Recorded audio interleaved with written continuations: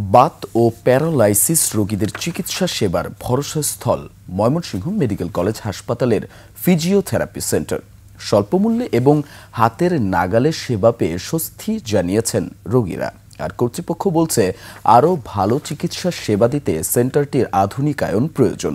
ময়মনসিংহ বিভাগীয় প্রতিনিধি আতর রহমান জুয়েলের তথ্যচিত্রে ডেস্ক রিপোর্ট।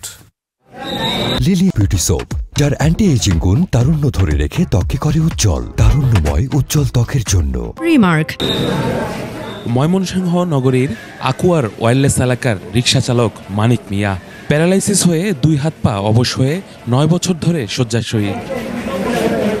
গেল 2 সপ্তাহ ধরে ময়মনসিংহ মেডিকেল কলেজ হাসপাতালের ফিজিক্যাল মেডিসিন ও রিহ্যাবিলিটেশন বিভাগের ফিজিওথেরাপি সেন্টারে চিকিৎসা নিয়ে এখন তার পরিস্থিতি কিছুটা উন্নতির দিকে।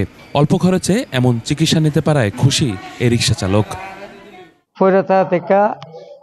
মনে করুন আইসি অল্প খরচতে মনে করুন গার মারি তো আরাম পাইতেছে, শৈল আরাম পাইছি, ঠ্যাঙ্গা দেবো আমার শক্তি নেই।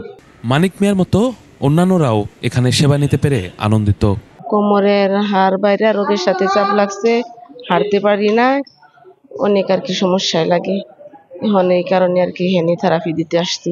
বাহিরে যেটা মনে করেন 1000 টাকা, এখানে সেটা 100-200 টাকার মধ্যেই হয়ে যায়। আর আমি এখানে দিতে আসছি প্রতিদিন 105 টাকা, আমার খরচ অনেক কম।